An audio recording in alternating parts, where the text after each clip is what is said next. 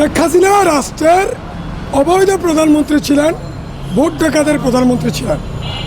রাষ্ট্রপতি চুপ্পু সাহেব সে ভোট ডাকাতির প্রেসিডেন্ট ছিলেন।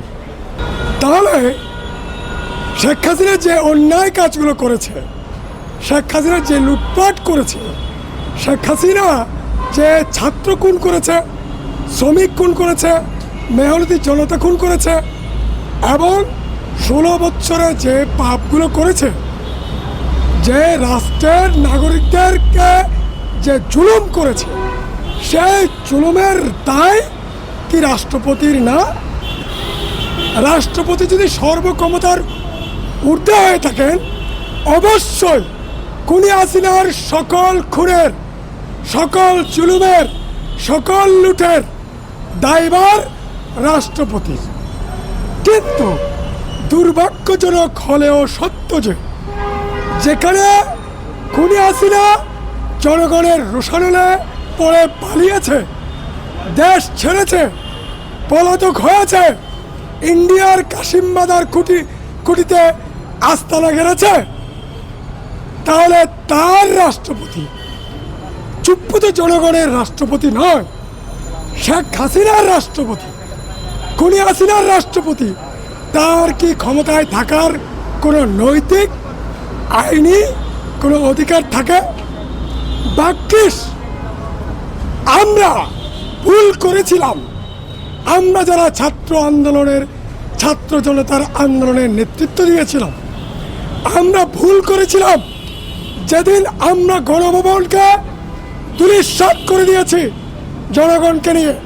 বাংলার জনগণ যেভাবে গণভবন ধূলিসাৎ করে দিয়েছে, ঠিক সেদিন আমরা গণভবন আক্রমণ করিনি, সেটা ছিল আমাদের মহাভুল।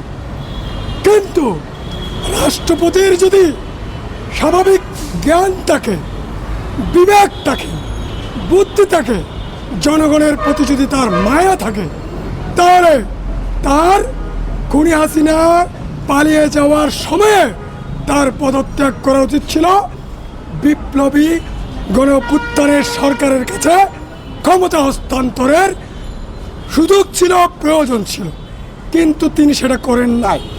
না করার ফলে কি হয়েছে? তিনি মহামান্য মর্যাদা, মহাসম্মান ইতিমধ্যে হারিয়েছেন। এর মধ্যে সেনাবাহিনীতে, যেহেতু সেনাবাহিনী প্রেসিডেন্টের নিয়ন্ত্রণে, আমরা জনগণ আশা করছি, আশঙ্কা করছি, আশা নয় আশঙ্কা করছি, চুপ্পু রাষ্ট্রপতি যদি অপসারণ না হয় বা নিজ থেকে পদত্যাগ না করে, তাহলে সেনাবাহিনীকে দিয়ে ভারতের হয়ে, খুনি হাসিনার হয়ে তিনি, ডক্টর ইউনূস সাহেব যখন সফরে যাবেন, জাতীয় সংঘে ভাষণ দিতে যাবেন 20 তারিখ না 22 তারিখ, যেদিনই যান, যে কারণে বিদেশ যাবেন, ডক্টর ইউনূস সরকারকে, অন্তর্বর্তী সরকারকে রাষ্ট্রপতির ক্ষমতা বলে অবৈধ ঘোষণা করবেন এবং সামরিক আইন জারি করবেন। এটা হচ্ছে জনগণের আশঙ্কা। এর মধ্যে যে আনসার বিদ্রোহ হয়েছে, সচিবালয়ে যেভাবে আওয়ামী পুনর্বাসন কেন্দ্র বানানো হয়েছে, ডিসিএসপিদেরকে যেভাবে, আওয়ামী ডিসিএসপিদেরকে আবার পুনর্বাসন করা হচ্ছে, আবার ক্ষমতা দেওয়া হচ্ছে, যাদের ছাত্র খুনের দায়ে যেসব ডিসিদের লালগড়ে কারাগারে থাকার কথা, যেসব সচিবদের কারাগারে থাকার কথা, দেশ লুটের কারণে, ছাত্রগণ হত্যার কারণে, দেশকে 16 বছর শোষণ করার কারণে, অর্থ পাচারের কারণে যেসব সচিবরা লাল ঘরে থাকার কথা, সেখানে ইউনূস সাহেবের কয়েকজন উপদেষ্টা, 1 নম্বর আলী ইমাম মজুমদার, আওয়ামী লীগের সাচ্চা দালাল, ও কেমনি আমাদের সরকারে ঢুকে গেছে আমরা বুঝতে পারিনি। আমরা একটা অস্থির অবস্থার মধ্যে আছি, আমরা বুঝতে পারিনি।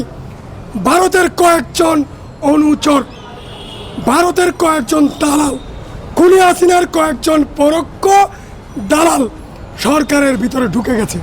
ওরা বসে কি করছে?